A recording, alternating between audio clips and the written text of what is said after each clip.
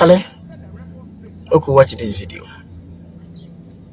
Look, watch this video. About prudence, and I'm trying to set the record straight. That look. Can I finish, sir? Sir, can I finish? Please. You are either playing politics with it or you are not. But to say that I'm not going to play politics with it and come back and play politics with it is problematic. And what's the politics I played? I'm only setting the record straight. That these were the realities of the Ghanaian economy at the time. I was in parliament. We saw the kinds of things that happened. We saw it. And it had huge implications on our economy.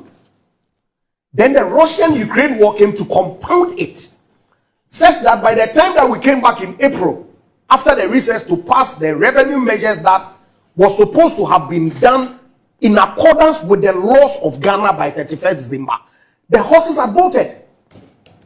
So the government didn't have any choice. So if you talk of prudence, let's situate it in the proper context. Okay. That's all. Okay, my brother. So the bottom line is that you think that the people of Ghana made a mistake in voting you out of power. I haven't said so. It's their legitimate. So what is the point you're trying to make? But so what do you mean? What's the point? I'm setting the record straight. So what's the point you're trying to make? Look. So the truth. That we made a mistake in voting you out. Oh, and that everything was going well. It was only NDC deception that you bought. I haven't said so. To your defeat. I haven't said so at all. So speak well. Wait, say what you want to say. Please. The statement that I've made is a matter of fact. It had implications. People suffered. It had huge implications on the people, such that when the government took a decision that, look, we don't have the resources to back the economy, and so we needed to go to IMF. The actions or the program outcome led to huge difficulties for people of Ghana. True.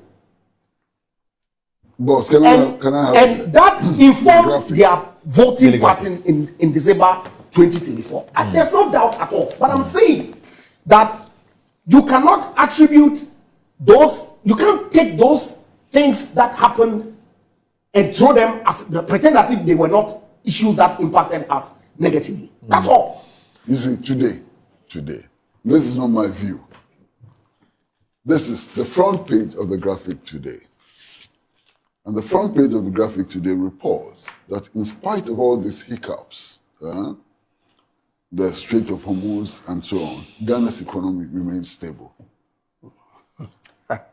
I am not expected, and I do not use the analysis of the World Bank and the IMF and so on. I try to go beyond that.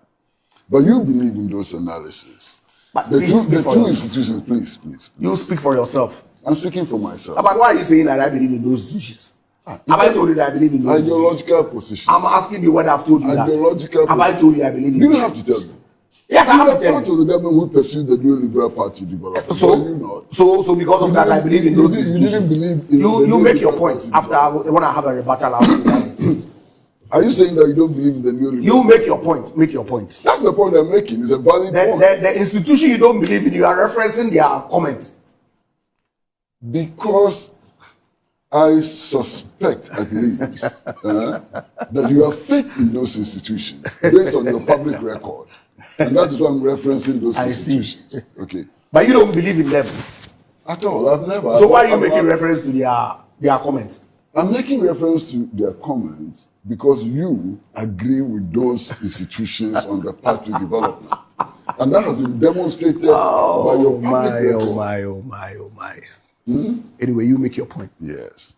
So I'm saying that in spite of all of this, the verdict, their verdict, which should have been your verdict, is that the economy is stable.